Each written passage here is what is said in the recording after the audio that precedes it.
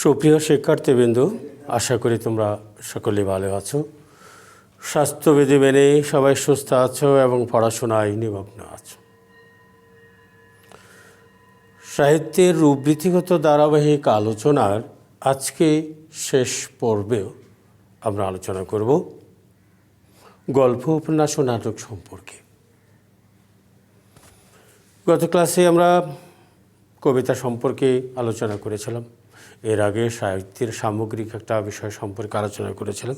আশা করি আলোচনাগুলো তোমাদের নিশ্চয়ই ভালো লাগছে এবং ভালো লাগতেই হবে, না লেগে উপায় নেই। কারণ সাহিত্যের মূল বিষয়গুলো পাঠ করবার পূর্বে এই বিষয়গুলো যদি আমরা একটু সাধারণ ধারণা নিতে পারি তাহলে আমাদের ওই পাঠটা যথার্থ হবে।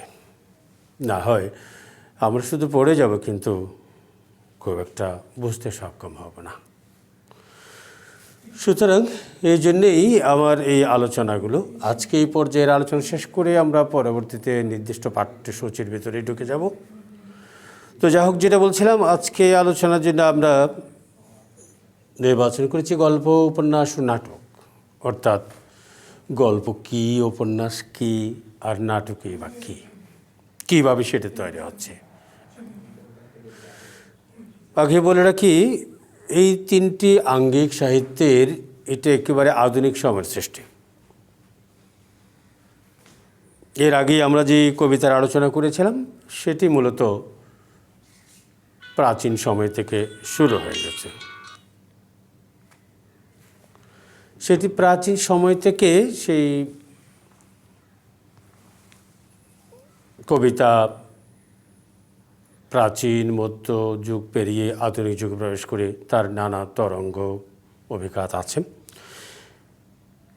কিন্তু গল্প, উপন্যাস এবং নাটক এই তিনটি আঙ্গিক একেবারে আধুনিক সময়ের সৃষ্টি। আমরা যদি বাংলা সাহিত্যের দিকে দৃষ্টিপাত করি, হ্যাঁ বলে রাখি, এটি কেবল বাংলা সাহিত্যের নয়, পৃথিবীর সকল দেশের সাহিত্যেই এরকম ঘটনা ঘটছে। গল্প, উপন্যাস, নাটক এসবই আধুনিক যুগের সৃষ্টি এবং এটা কবিতা সর্বদাই প্রাচীন সৃষ্টি। সেই প্রাচীনকাল থেকে সাহিত্যের আদি সৃষ্টিটাই কিন্তু সেই কবিতা। তো যাই হোক, গল্প, উপন্যাস এবং নাটক আমরা এইভাবে লিখেছি, কিন্তু বাংলা সাহিত্যে এটার প্রাপ্তির ক্ষেত্রে বা আঙ্গিক উদ্ভাবনের ক্ষেত্রে ঠিক উল্টোটাই ঘটেছে বলতে হবে। নাটক, উপন্যাস এবং গল্প, আমরা বাংলা সাহিত্যে নাটক পেয়েছি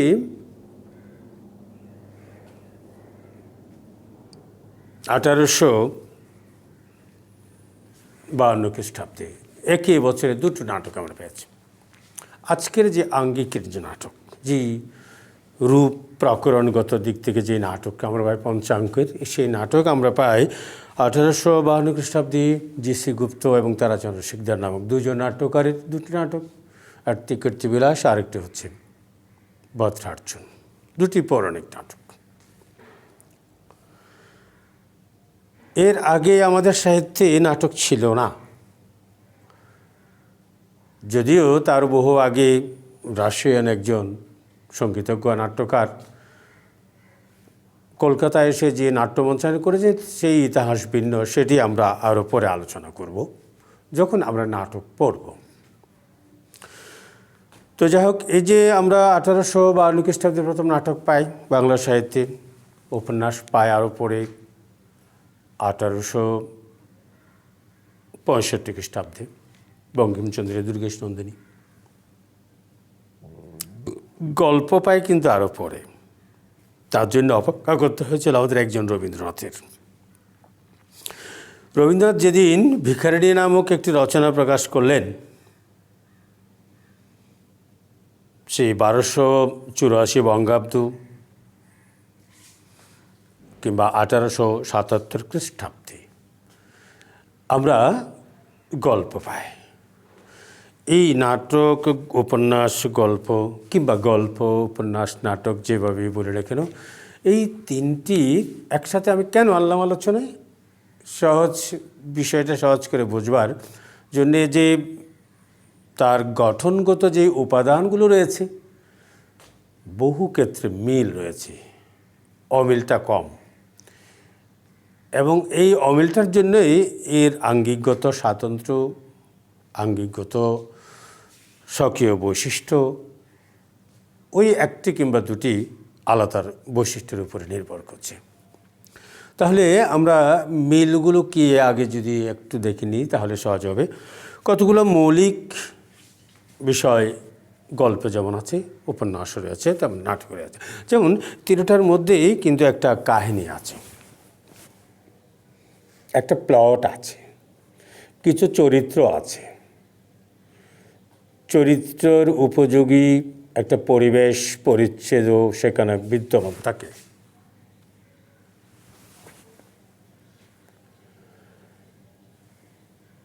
এরপর যেটা হয় সেটা হচ্ছে তিনটার মধ্যেও কিন্তু শেষ অবধি একটা জীবন দর্শনের প্রতিফলন ঘটে। কিন্তু আলাদা বৈশিষ্ট্যগুলো কোথায়? আকৃতি আর প্রকৃতি। কেউ কেউ মনে করেন ছোট গল্প, গল্প যখন বলি তাহলে আসলে এটা ছোট গল্প। ছোট গল্পের নামের মধ্য দিয়ে যে একটা ছোট আছে, ওদের ছোট হলেই বোধহয় ছোট গল্প হবে, আর উপন্যাসটা একটু বড় হবে, এইরকম একটা ব্যাপার বোধহয় থেকে থাকে। আসলে কিন্তু সেটি নয়। ছোট গল্প ছোটও নয়, উপন্যাস হলেও যে খুব বড় হতে হবে এমনও কিন্তু নয়। তার কারণ আমাদের কিছু দৃষ্টান্ত সেখানে রয়েছে। যেমন ছোট গল্প কত বড় হতে পারে তার একটা দৃষ্টান্ত যদি দিই আমরা বলবো রবীন্দ্রনাথের নষ্ট নেই। আর উপন্যাস কত ছোট হতে পারে তার একটা দৃষ্টান্ত যদি বাংলা সাহিত্যে দিতে হয় তাহলে বলবো বঙ্কিমচন্দ্রের যুগলাঙ্কুরীয়, মাত্র 10 পৃষ্ঠার, রাধারানী 14 পৃষ্ঠার, অথচ নষ্টনীর একেবারে 46-45 বা এরকম হবে। তাহলে আকৃতি এখানে মূল বিষয় নয়, প্রকৃতিটা কি সেটার উপর নির্ভর করছে। রবীন্দ্রনাথ ছোট গল্পের একটা সংজ্ঞা দিয়েছেন এইভাবে তার সোনার তরী কাব্যগ্রন্থভুক্ত বর্ষা যাপন কবিতায়।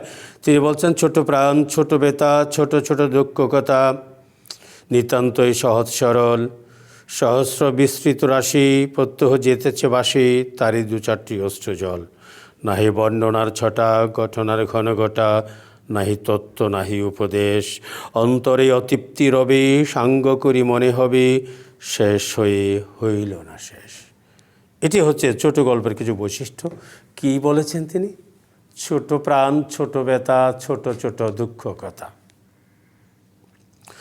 অর্থাৎ এখানে তিনি বুঝাতে ছোট প্রাণ, ছোট অর্থাৎ খুব কম ঘটনার বর্ণনা থাকবে না, বিবরণ বাহুল্য থাকবে না, মৌহূর্তিক কিছু চম্বক বিষয় উপস্থাপন করে দ্রুত নির্দিষ্ট লক্ষ্যের পানে এগিয়ে যাবে, এবং শেষটা এমনভাবেই হবে মনে হবে যে আরও অনেক কিছুই বাকি রয়ে গেছে, শেষেও হইল না শেষ।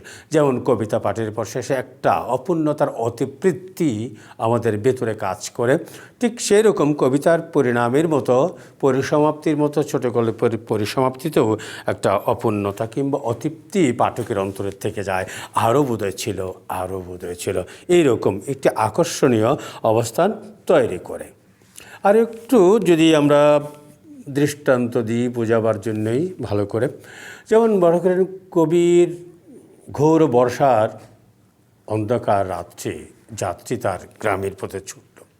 বিষয়টা তোমরা কতটুকু বুঝতে পারবে তাও সন্দেহান, কারণ এখন তোমরা কতজন বা গ্রামে আছো সেটাই তো বুঝবার বিষয় আছে।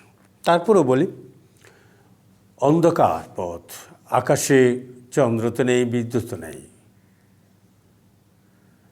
মাঝে মধ্যে বিজলি চমকাচ্ছে, এই বিজলি চমকের মধ্য দিয়ে পথিক যে সামান্যটুকু পথ দেখা যাচ্ছে সেই পথ দিয়ে দিয়ে চলে যাচ্ছে নির্দিষ্ট গন্তব্যে। ছোট গল্পের কাহিনীর বর্ণনা এইরকম খুব সংক্ষিপ্ত পরিসরে বর্ণনার বাহুল্যকে বাদ দিয়ে পরিহার করে তাকে এগিয়ে যেতে হয় দ্রুত নির্দিষ্ট গন্তব্যের দিকে।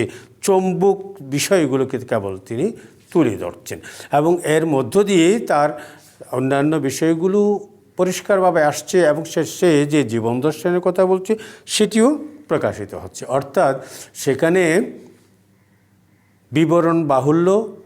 রবীন্দ্রনাথ আরেকটি কথা বলেছিলেন যে নাহি তত্ত্ব নাহি উপদেশ, এটি কিন্তু এখন হয়তো সেইভাবে মানা যায় না, কারণ এখন তত্ত্ব থাকছে জীবনের প্রয়োজনে, সময়ের প্রয়োজনে।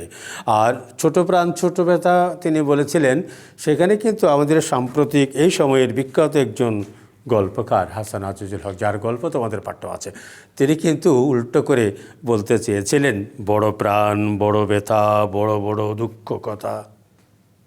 সময়ের পরিবর্তনে অনেক কিছু পরিবর্তন হচ্ছে, কিন্তু তার ওই আঙ্গিকের একটা বিশেষত্ব বহাল থাকছে।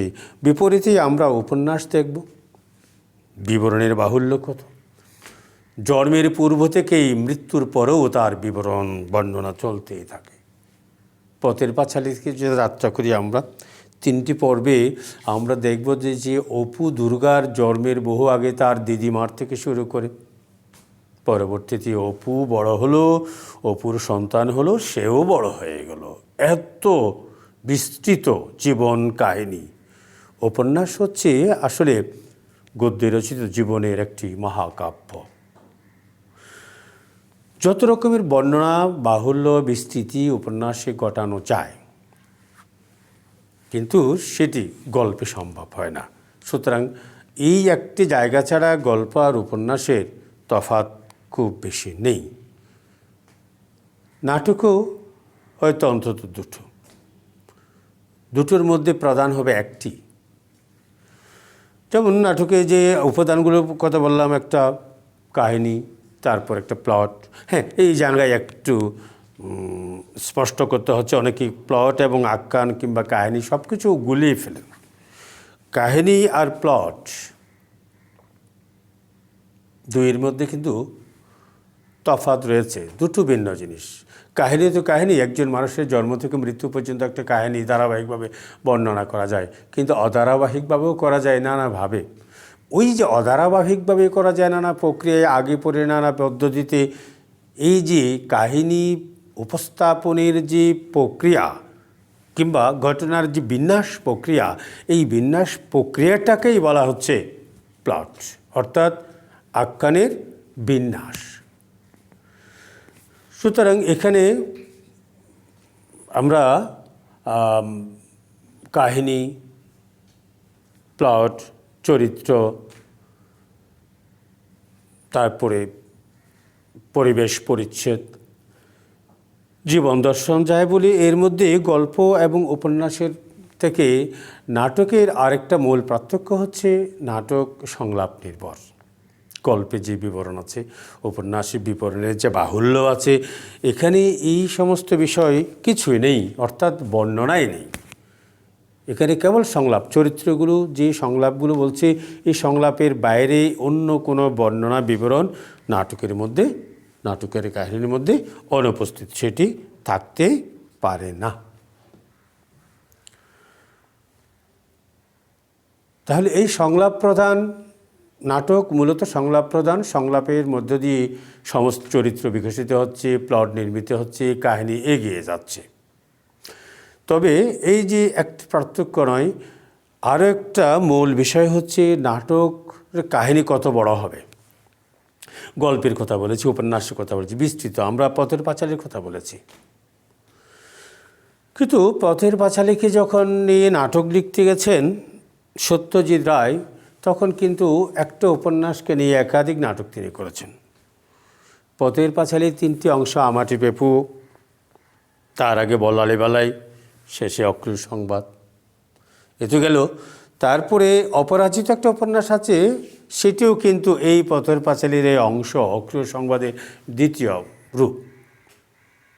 তাহলে সত্যজিৎ রায় অপরাজিত নিয়ে একটা নাটক করলেন, সিনেমা করলেন, আবার অপুর সংবাদ, আমাটি বেপুর এই অংশ নিয়ে একটি পথের পাঁচালী শিরোনামে একটি নাটক করলেন।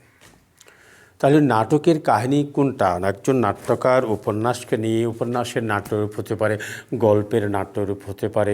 তাহলে মানব জীবনের কোন ঘটনাকে নিয়েই একজন নাট্যকার তার কাহিনী নির্বাচন করছেন? মানব জীবনের জন্ম থেকে মৃত্যু কিংবা তার উপরে কিংবা জন্মের আগে থেকেও এই পুরো কাহিনীটা হতে পারে উপন্যাসের বিষয়, উপন্যাসের কাহিনী। কিন্তু নাটকে ওই মানব জীবনের বৃহত্তর পরিসরের তরঙ্গ বিক্ষুব্ধ একটি অংশকে, যেখানে নানা উত্থান পতনের মধ্য দিয়ে উর্মিমুখর জীবনের যে অংশ, কেবল সেটুকুই নাটকের বিষয় হিসাবে নির্বাচিত হতে পারে। অর্থাৎ নাটকের আরেকটি প্রধান এবং মূল বৈশিষ্ট্য হচ্ছে দ্বন্দ্ব সংঘাত। এই দ্বন্দ্ব সংঘাত যে এর মধ্যে নেই, সেখানে নাটক নেই। সুতরাং আমরা উপন্যাসের এবং গল্পের যে উপাদান, মৌলিক উপাদানগুলো বলছিলাম, যার সঙ্গে উপন্যাসের সাধর্ম্য রয়েছে, সেই সব থাকা সত্ত্বেও যদি না তার মধ্যে ওই দ্বন্দ্ব সংঘাত না থাকে, তাহলে সেটা কোনো অর্থেই নাটক হিসেবে তাকে গ্রহণ করা হবে না, নাটক হিসেবে তাকে বিবেচনা করা হবে না। তাহলে নাটকের মূল প্রাণ হচ্ছে, অন্যান্য সমস্ত উপাদানগুলো হচ্ছে তার অবয়ব গঠনের উপাদান, এবং অবয়বের মধ্যে যদি এই দ্বন্দ্ব সৃষ্টি না হয়, তাহলে প্রাণ সঞ্চারিত হলো না। একজন মানুষ দেখো, একজন মানুষ, যেমন আমি এই মুহূর্তে তোমাদের সামনে দাঁড়িয়ে কথা বলছি, সামগ্রিক একটা সচলতা আছে আমার প্রতিটি অঙ্গের মধ্যে, কিন্তু হঠাৎ করে সৃষ্টিকর্তার ইচ্ছা যেই কণ্ঠস্বর থেমে গেল, অর্থাৎ আমি আর কথা বলছি না, নিশ্চল নিতর নির্বাক পড়ে আছে। কি হলো? বলে যে না, তার প্রাণ বায়ু আর নেই, চলে গেছে। শরীরে এখনো তাপ বিদ্যমান, আমার অঙ্গ প্রত্যঙ্গের সমস্ত কিছু আছে। একজন মানুষের যখন প্রাণ চলে যায়, যখন প্রাণ ত্যাগ করে, তখন তার নাম পর্যন্ত পরিবর্তন হয়ে যায়, তখন তাকে বলে কি লাশ, আর মানুষ বলা হয় না। অথচ মানুষের সমস্ত কিছুই তার শরীরে এখনো আছে, রক্ত প্রবাহ হয়তো থেমে গেল, কিন্তু তাপও বিদ্যমান, নাম পরিবর্তন হয়ে গেছে।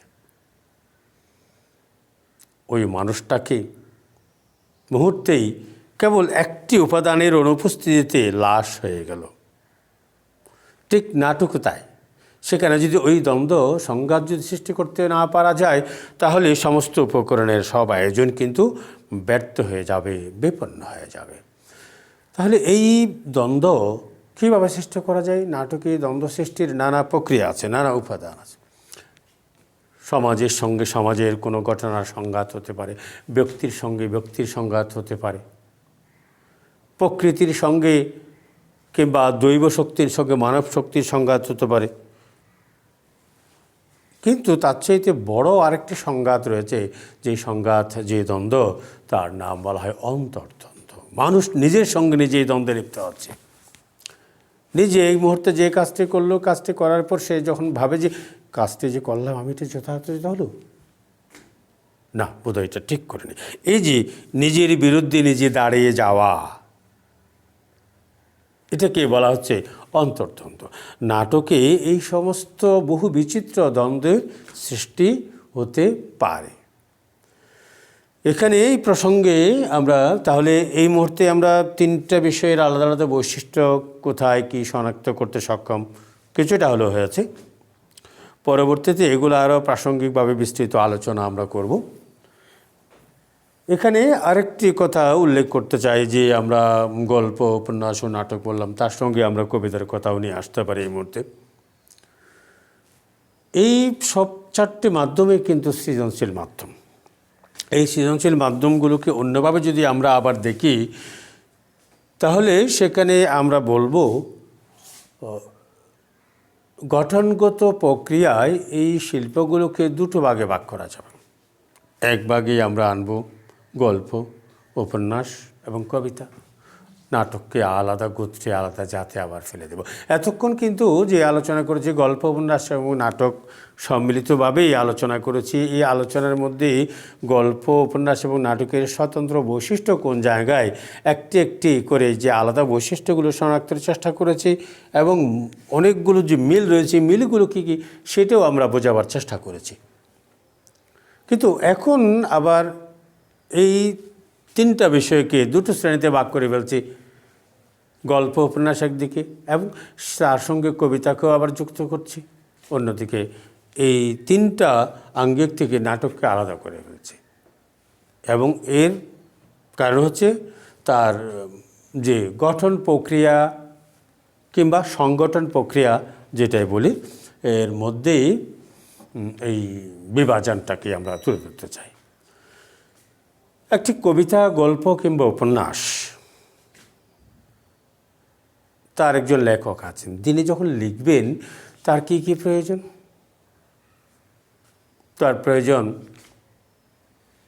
কিছু কাগজ, কলম আর একটা নির্জন কক্ষ, অখণ্ড সময়, যেখানে কেউ তাকে বিরক্ত করবে না।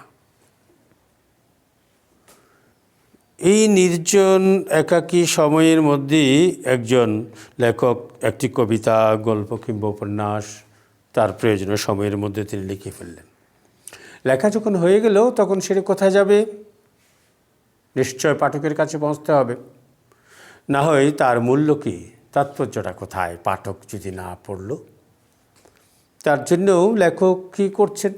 সেটি প্রকাশের ব্যবস্থা করছেন। সেটা পত্রিকা, জার্নাল হতে পারে কিংবা গ্রন্থ হিসাবে প্রকাশ হতে পারে। আর এই প্রকাশ হওয়ার পর পাঠক তা সংগ্রহ করে পাঠ করছেন, তাও কিন্তু একাকী, একটা নিজের নির্জনে বসেই তাকে পাঠ করতে হচ্ছে। একজন লেখক এই গল্প, উপন্যাস কিংবা কবিতা যখন একাকী রচনা করলেন তার মনের মাধুরী মিশিয়ে, পাঠকও সেইভাবে একাকী নির্জন অবস্থায় সে পড়ে তার রস উপলব্ধি করতে সক্ষম হচ্ছেন এবং এরপরে হয়তো অন্যরা যারা পাঠ করেছেন তাদের সঙ্গে সম্মিলিতভাবে বসে আলাপ আলোচনা করে সেটি সমালোচনা করছেন, তার রস নিষ্কাশন করছেন, আরও বিশ্লেষণ কিংবা বোঝার চেষ্টা করছেন। কিন্তু তার যে সাহিত্যের রস উপলব্ধি যেটা বলি, সেইটা সৃষ্টি এবং উপলব্ধি দুটোই কিন্তু লেখক এবং পাঠকের এই কাজগুলো সম্পন্ন করা হচ্ছে একাকী। তাই এই তিনটি শিল্পকে আমরা বলবো একক শিল্প। কিন্তু নাটক কি সেরকম? নাটকে কি একটু ভিন্নতা আছে? কীরকম ভিন্নতা? একজন নাট্যকার যিনি নাটক লিখছেন, দৃশ্য পর দৃশ্য সাজিয়ে তিনি লিখে যাচ্ছেন। তার নাটক লেখা হয়ে গেল। লেখা হয়ে যাওয়ার পর এখন কি করবেন? নাটকটা তিনি মঞ্চায়ন করবেন। তাকে যেতে হবে একজন প্রযোজক কিংবা পরিচালকের কাছে, তার সঙ্গে একমত পোষণ করতে হবে। দুজনে মিলেই ঠিক করলো এই কতটুকু যথার্থ হলো, কতটুকু পরিবর্তন, সংযোজন কিংবা বিয়োজনের প্রয়োজন আছে মঞ্চায়ন উচ্ছন্নে। দুজনে বসে তার ঠিক করলেন, স্থির করলেন, হ্যাঁ এটিকে নাটক করা যায়। তারপর তারা এখানে যে চরিত্রগুলো আছে, যতগুলো চরিত্র, সেই চরিত্রগুলোতে যারা অভিনয় করবেন, নাটকের সেই কুশীল পাত্র পাত্রী, তাদের অনুসন্ধান করবেন, ঠিক করবেন কারা কারা এই জায়গায় অভিনয় করতে পারে, ওই চরিত্রটাকে মঞ্চে যথাযথভাবে উপস্থাপন করতে পারে, এইরকম কিছু চরিত্র তখন পাত্রপাত্রী ঠিক করবেন। ঠিক করে তারপর তাদেরকে চরিত্র বুঝিয়ে দেবেন পরিচালক, বুঝিয়ে দিয়ে তখন মহড়া কিংবা রিহার্সাল দিনের পর দিন চলতে আছে। এটি চলল কতদিন? যতদিন না তারা উপযুক্ত হয়। ওই চরিত্রকে মঞ্চে যথাযথ উপস্থাপনের বিষয়টা যতক্ষণ না সে আয়ত্ত কিংবা আত্মস্থ করতে পারে, ততক্ষণ পরিচালকের নির্দেশনায় পাত্রপাত্রীরা ওই চরিত্রের মহড়া দিয়ে চলেছে। এই মহড়া এক পর্যায়ে শেষ হলো। শেষ হওয়ার পর তারপর দিন তারিখ ঠিক হলো কোন জায়গায় নাটক হবে, সময়, স্থান, সব কিছু ঠিক হয়ে গেল। মঞ্চ তৈরি হলো। মঞ্চ তৈরির জন্য কিন্তু অনেকগুলো লোক যায়, নাটকের কিছুই বুঝে না, জানে না, কিন্তু সেও তার অংশ হয়ে যাচ্ছে। মিউজিক ডিরেক্টর আছে, আলোক প্রক্ষেপণ আছে, এরা সকলেই কিন্তু এইগুলো ছাড়া তো আর নাটক হবে না, মঞ্চ ছাড়া তো নাটক হবে না। সমস্ত কিছু আয়োজন সম্পন্ন হলো। হলের পাশে পাত্রপাত্রীরা যেখানে অবস্থান করছে, মেকআপ নিচ্ছে, যেখান থেকে মঞ্চে তারা প্রবেশ করবে, তারা বারবার ঘুরের দিকে তাকাচ্ছে যে সময় হয়ে যাচ্ছে, সময় হলে মঞ্চে চড়ে যেতে হবে। কিন্তু একটু আগে তখন যেই লোক আছে, দায়িত্বশীল লোকেরা, তারা দেখে আসলো যে মঞ্চে হলঘরের কী অবস্থা। নাটক শুরুর সময় তো হয়ে যাচ্ছে, হলঘরের কী অবস্থা। সেখানে গিয়ে দেখা গেল একজন দর্শকও আসেনি। তাহলে কি নাটক শুরু হতে পারছে? কি করে শুরু হবে? নাটক কে দেখবে? ঠিক সেই সময় তারা হতাশ হয়ে ফিরে গেলেন, কিংবা যখন দেখা গেল মঞ্চে হলঘরে পরিপূর্ণ হয়ে গেল দর্শক, তখন তারা ছুটে এলেন মঞ্চে। মঞ্চে পর্দা টাকানো, যখন লাইট, এতক্ষণ ধরে এই যে হলের মধ্যে মানুষ সমবেত হয়েছে, বসে আছে, বসে বসে সেই লোকজন তারা আলাপ আলোচনা করছে, নানা স্মৃতিচারণ করছে, কোথায় চলে গেছে সে চেতন অবচেতনে চেনাবাদাম চিবোচ্ছে। তখন লাইটটা জ্বালানো ছিল। হঠাৎ করে সে আলাপ করতে করতে অন্যমনস্ক এই মুহূর্তে লাইট বন্ধ হয়ে গেল, অন্ধকার হয়ে গেল, এবং তার দৃষ্টির সামনে দেখা গেল যে পর্দা উন্মোচিত হচ্ছে এবং লাইট জ্বলছে। তখন ওই গল্প করা আনমনা অবচেতনের একজন লোকটি হঠাৎ করে, কী হলো? পাশ থেকে একজন বলল, নাটক শুরু হলো। তখন আর কোনো কথা নেই, নিশ্চুপ তন্ময় হয়ে শুধু মঞ্চের দিকে তাকিয়ে আছে। ওখানে পাত্রপাত্রীরা সংলাপ বলছে, আসছে আর যাচ্ছে, এক একটা ঘটনা উন্মোচিত হচ্ছে নাটকের দৃশ্যায়ন।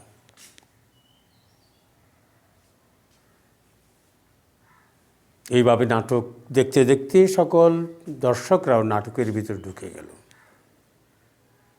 সব কিছুই ভুলে গিয়ে মুগ্ধ হয়ে তারা দেখছিলেন। নাটকে তো অনন্তকাল আর চলবে না, এক সময় নাটক শেষ হওয়ার সময় হয়ে গেল। আর ঠিক শেষ সংলাপটি শেষ হওয়ার সঙ্গে সঙ্গেই দর্শকদের সামনে ওই মঞ্চের আলো নিভে গিয়ে দর্শকের মাথার উপরে লাইটগুলো জ্বলে উঠল। ওই যে নাটকের মধ্যে তন্ন হয়ে প্রবেশ করা সেই লোকটি হঠাৎ করে বলে উঠল, কী হলো, লাইট জ্বলল কেন? তখন পাশের লোকজনটি আবার বলে উঠল, নাটক শেষ হলো। এই যে নাটক শুরু হলো এবং নাটক শেষ হলো, মাঝখানে 1 ঘন্টা 2 ঘন্টা 3 ঘন্টা যে সময়টা, এই সময়ের ভিতরে মঞ্চে যা অভিনীত হলো, দর্শক মুগ্ধ হয়ে দেখলো, ওটাই হচ্ছে নাটক। এর আগেও নাটক নেই, এর পরেও নাটক নেই। আমরা তো কখনো বলি যে নাটক কিনেছ, বলে ফেলি, কিন্তু আসলে নাটক কেনার সামর্থ্য আমাদের নেই। আমরা নাটকের স্ক্রিপ্ট কিংবা নাটকের বইটা কিনেছি। তাহলে এ থেকে কী বোঝা যাচ্ছে? নাটক হচ্ছে একটা যৌথ শিল্প। নাটকের জন্য প্রথম নাট্যকার, নাট্য প্রযোজক বা পরিচালক, পাত্রপাত্রী, মেকআপ ম্যান, লাইটম্যান, তারপরে মিউজিক ডিরেক্টর থেকে শুরু করে এমনকি হল ভর্তি যে দর্শক, সেটিও নাটকের উপাদান। এসবের কোনো কিছুর অবর্তমানে সেই নাটক সম্পন্ন করা যায় না। সুতরাং